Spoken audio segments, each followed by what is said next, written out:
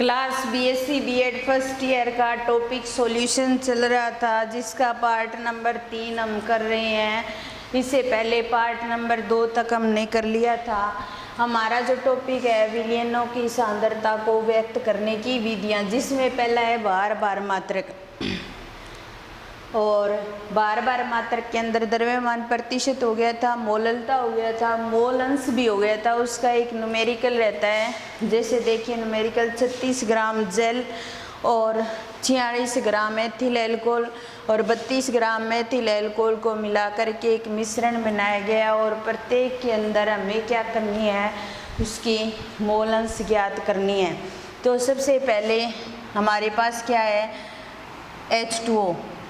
क्या है H2O?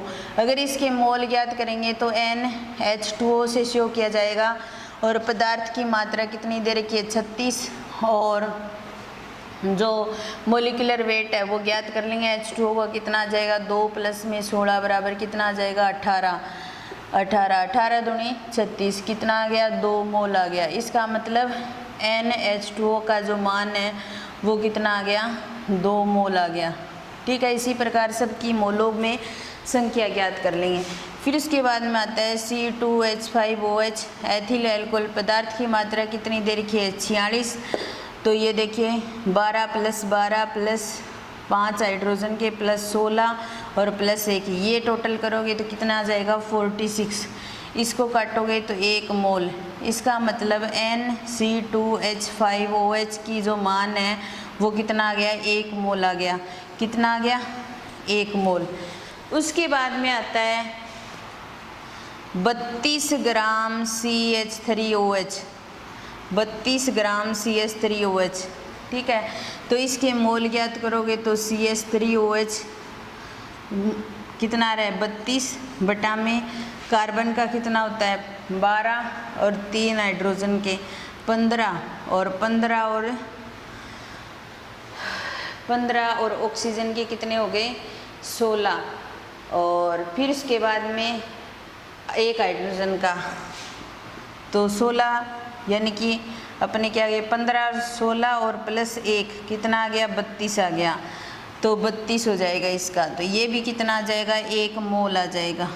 ठीक है, हमें क्या करनी है मोल अंश ज्ञात करनी है, और मोल अंश का सूत्र क्या था हमारे पास में, मोल अंश का सूत्र क्या था हमारे पास में, अवयव के मोलों की संख्या, अवयव के मोलों की संख्या बटा में मिश्रण के कुल मोलों की संख्या, मिश्रण के अवयव के मोलों की संख्या बटा मिश्रण के कुल मोलों की संख्या। अवयव के मोलों की संख्या आ गया। अब क्या करेंगे, मिश्रण के मोलों की संख्या ज्ञात करेंगे। मिश्रण के मोलों की संख्या ज्ञात करेंगे, तो संख्या ज्ञात करेंगे। अब देखिए 2 ये हो गया +1 और +1 कितनी आ गई 4 आ गई। अब हमें क्या करनी है मोल फ्रैक्शन ज्ञात करनी है। ये तो मोलों की संख्या आई थी, अब हमें क्या करना है मोल फ्रैक्शन ज्ञात करनी है। मोल फ्रैक्शन को x से नोट करते हैं, तो H2O की मोल फ्रैक्शन ज्ञात करेंगे। तो यहाँ पर अवयव के मोलों की संख्या क्या हो जाएगी, H2O के मोलों की संख्या हो जाएगी, H2O के मोलों की संख्या बटा में मिश्रण के मोलों की संख्या, ये हो जाएगा। तो XH2O बराबर मोलों की संख्या कितनी है 2 और बटा में 4 बराबर कितनी आ गई 1/2। XH2O के मोल फ्रैक्शन कितनी आ गई 1/2 आ गई। फिर C2H5OH की ज्ञात करनी हो तो इसके मोलों की संख्या कितनी है 1 और बटा में क्या आ जाएगी 4, 1/4 हो गई। XCH3OH के मोल फ्रैक्शन ज्ञात करनी तो इसके भी मोल कितने हैं 1 और बटा में 4, तो 1/4 1/आधा और आधा और आधा 1, तो सारे मोल फ्रैक्शन होते हैं उनका टोटल जो होता है वो किसके बराबर होता है 1 के बराबर होता है। XC2H5OH और प्लस XCH3OH। अगर यहाँ पर हमारे आंसर में हमें यही ज्ञात करना था, तीनों की मोल फ्रैक्शन ज्ञात करनी थी, वो हमने ज्ञात कर ली। यहाँ पर इसको आगे 0.5 भी लिख सकते हैं, इसको 0.25 लिख दोगे और इसको 0.25 पूरा हल करके ऐसे लिख सकते हो। यही ज्ञात करना था, लेकिन हमारा आंसर सही है या गलत है इसको चेक करने का ये तरीका होता है कि सबका मान किसके बराबर आता है, 1 के बराबर। चलो हम टोटल करके देखते हैं हमारा आंसर सही है क्या। 1/2 प्लस में 1/4 और प्लस में 1/4, लघुत्तम कितना आ गया 4। 2 प्लस 1 और 1 बराबर कितना आ गया 4/4 बराबर कितना आ गया 1। इसका मतलब हमारा आंसर सही है। या फिर आप ये ना टोटल करो तो 0.5 प्लस 0.25 प्लस 0.25 प्लस करके देख सकते हो। 0.5 और 0.5 कितना जाएगा 1.0। इसका मान भी 1 आ रहा है इस तरीके से। इसका मतलब हमारा ये क्वेश्चन क्या है, सही है। या फिर हमने जो मोल फ्रैक्शन ज्ञात किया है वो क्या है, सही है। तो आज हमारा ये बार बार मात्रक क्या हो गया, कंप्लीट। बार बार मात्रक को हमने क्या कर लिया, कंप्लीट कर लिया। जो हमारा एक पार्ट है विलयनों की सांद्रता व्यक्त करने का, कंप्लीट हो गया। अब हम दूसरा पार्ट करेंगे और उस दूसरे पार्ट का नाम है भार आयतन मात्रक। क्या नाम है, भार आयतन मात्रक। भार आयतन मात्रक लेंगे। भार आयतन मात्रक का मतलब ये होता है कि सांद्रता के वे मात्रक जिनके अंदर विलय की जो मात्रा होती है वो तो भार में ली जाती है और जो विलयन की मात्रा होती है वो किस में ली जाती है, आयतन में ली जाती है। तो उसको बोला जाता है भार आयतन मात्रक, जिसके अंदर पहला हमारा जो आता है वो है मोलरता। क्या है, मोलरता। और मोलरता को कैपिटल M से भी शो किया जाता है। और जो मोलरता होती है उसको हम कैपिटल M से भी शो कर सकते हैं। तो मोलरता को हम कैसे शो करेंगे, या फिर मोलरता की डेफिनेशन की बात करें तो हम कैसे ज्ञात करेंगे कि हमारे पास 1 लीटर विलयन है। हमारे पास क्या है, 1 लीटर विलयन है और उस 1 लीटर विलयन के अंदर विलय के कितने मोल घुले हुए हैं वो उसकी क्या हो जाएगी, मोलरता हो जाएगी। या फिर अपने एक डेफिनेशन को शब्दों के रूप में ऐसे कह सकते हैं कि 1 लीटर विलयन में घुले विलय के मोलों की संख्या मोलरता होती है। 1 लीटर विलयन में घुले विलय के मोलों की संख्या मोलरता होती है। तो मोलरता को अगर ज्ञात करना हो या इसका सूत्र बनाना हो तो हम ऐसे बना सकते हैं, मोलरता बराबर विलय के मोलों की संख्या, विलय के मोलों की संख्या बटा में विलयन का आयतन, बटा में विलयन का आयतन। विलयन का आयतन किस में लेंगे, लीटर में लेंगे। तो हमारा सूत्र इतना ही हो जाएगा। या फिर अपने मान लो विलयन का आयतन ml में दिया हो तो हम इस सूत्र को इस प्रकार लिख सकते हैं, विलय के मोलों की संख्या बटा में विलयन का आयतन। विलयन का आयतन किस में दे रखा हो, ml में दे रखा हो। और तब यहाँ क्या लग जाएगा, 1000 लग जाएगा। क्या लग जाएगा, 1000 लग जाएगा। तो विलय के मोलों की संख्या पहले ज्ञात कर सकते हो या इस सूत्र को ऐसे बना सकते हो, विलय की ग्राम में मात्रा, विलय की ग्राम में मात्रा बटा में अणुभार इंटू में या आणविक द्रव्यमान बोल सकते हैं। विलयन का आयतन किस में लेंगे, लीटर में। ऐसे भी बना सकते हैं इस सूत्र को।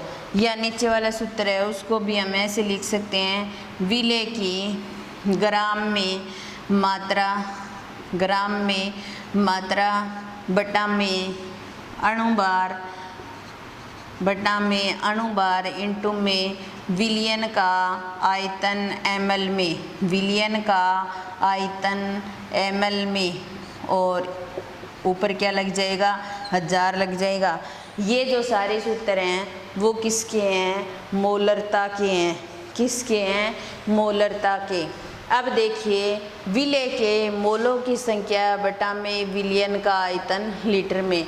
12 आयतन मात्रा का मतलब विलेय की जो मात्रा है वो तो ग्राम में दे रखी है, और विलियन का जो आयतन है वो किस में दे रखा है, लीटर या ml में दिया जा सकता है।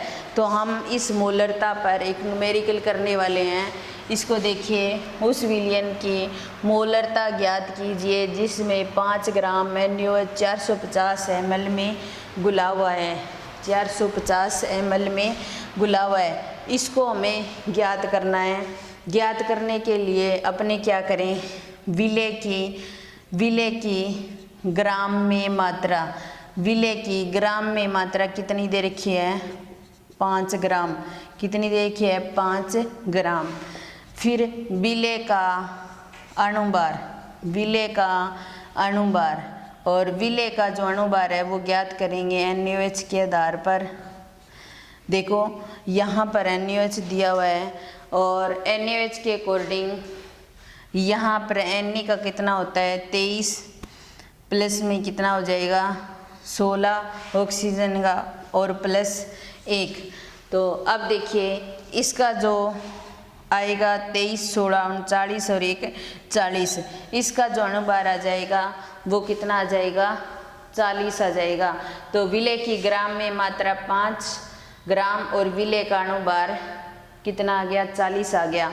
और उसके बाद में विलियन का आयतन, विलियन का आयतन, और विलियन का जो आयतन है वो 450 ml दिया हुआ है।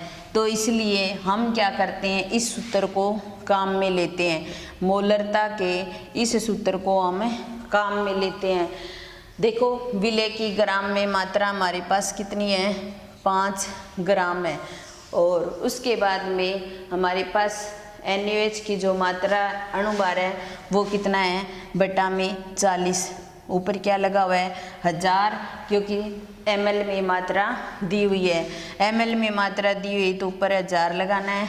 अगर लीटर में दी हुई है तो उसको हम डायरेक्टली लिख सकते हैं। तो एक 0 से एक 0 कैंसिल, दूसरी 0 कैंसिल, और उसके बाद में यहाँ पर 2 आ जाएगा, और इसको 2 से कैंसिल करोगे तो 5 आ जाएगा, 5 से ये कैंसिल हो जाएगा 9। ऊपर कितना बच गया, 5 बटा में कितना आ जाएगा, 18 आ जाएगा। उसके बाद में यहाँ पर क्या करेंगे, 0 दशमलव लगा करके इसको हल करेंगे। तो 18 दूनी 36, और उसके बाद में 36, 14, 1, तो लगभग क्या आ जाएगा, 0.28 लगभग ये आ जाएगा। और इसके पीछे क्या लगा देंगे, कैपिटल M लगा देंगे, क्योंकि हमने क्या किया है, मोलरता ज्ञात किया है। क्या ज्ञात किया है, मोलरता ज्ञात किया है। तो हमारा जो 12 आयतन का पहला टॉपिक था मोलरता, विलेय के मोलों की संख्या बटा में विलियन का आयतन। अब देखिए उसके बाद में हमारा जो दूसरा टॉपिक आता है वो क्या है, नॉर्मलता। क्या है, नॉर्मलता, या नॉर्मेलिटी कहा जा सकता है इसको। और इसको क्या करते हैं, कैपिटल N से शो किया जाता है। किससे शो किया जाता है, कैपिटल N से शो किया जाता है। तो यहाँ पर हम नॉर्मलता ज्ञात करेंगे, नॉर्मलता ज्ञात करेंगे। तो नॉर्मलता का मतलब ये हो गया कि हमने क्या किया था, मोलरता के अंदर क्या किया था, 1 लीटर विलियन में घुले विलेय के मोलों की संख्या ज्ञात की थी। अब क्या करेंगे हम, 1 लीटर विलियन के अंदर विलेय के ग्राम तुल्यांकों की संख्या ज्ञात करेंगे। किसकी ज्ञात करेंगे, ग्राम तुल्यांकों की संख्या ज्ञात करेंगे। और ग्राम तुल्यांकों की संख्या ज्ञात करके हम क्या कर सकते हैं, नॉर्मलता ज्ञात कर सकते हैं। तो यहाँ पर क्या आ जाएगा, विलेय के ग्राम तुल्यांकों की संख्या, ये सूत्र बन जाएगा। विलय के ग्राम तुल्यांकों की संख्या। एक बार इसको मिटा देती हूँ पूरे को, फिर स्टार्टिंग से बताती हूँ।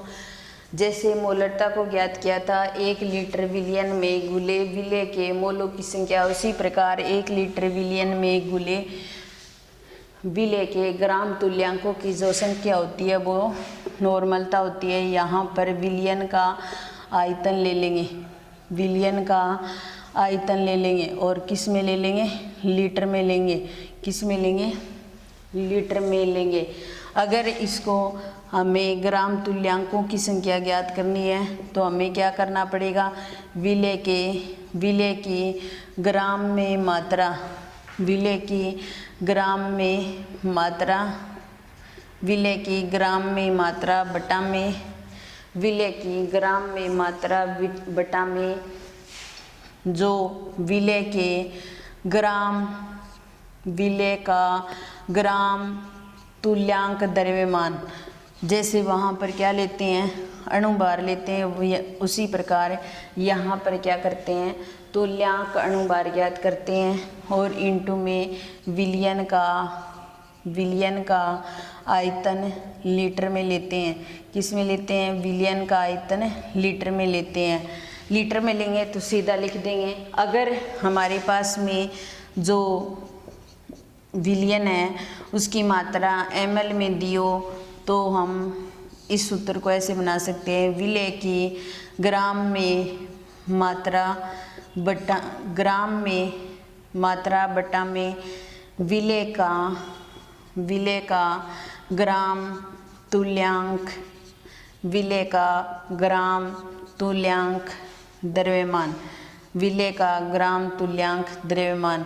और ऊपर क्या लगा देंगे, 1000 लगा देंगे, क्योंकि नीचे हम क्या ले रहे हैं, विलियन का आयतन ml में ले रहे हैं। जब ml में लेते हैं तो ऊपर 1000 लगता है, अन्यथा लगाने की आवश्यकता नहीं है, क्योंकि जब लीटर में दिया होगा तो हम लीटर में सीधा ही कर सकते हैं। तो ये थी हमारी नॉर्मलता, जिसको कैपिटल N से शो किया जाता है, नॉर्मेलिटी बोला जा सकता है। ऐसे बोल सकते हैं हम, 1 लीटर विलियन में घुले ग्राम तुल्यांकों की जो संख्या होती है वो नॉर्मलता कहलाती है।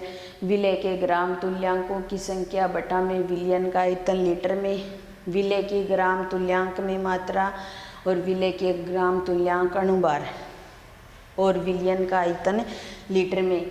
विलय की ग्राम में मात्रा और ग्राम तुल्यांक द्रव्यमान, विलियन का आयतन ml में दिया है तो ऊपर 1000 लगा देंगे। तो ये हमारा दूसरा टॉपिक नॉर्मेलिटी कंप्लीट हो गया। उसके बाद आज हम इस क्लास को यहीं ख़त्म करते हैं। इस नॉर्मेलिटी पर जो क्वेश्चन है वो नेक्स्ट डे करवाऊंगी और उसके बाद में हम फॉर्मलता करके और ये हमारा टॉपिक जो है वो कंप्लीट कर लेंगे। धन्यवाद।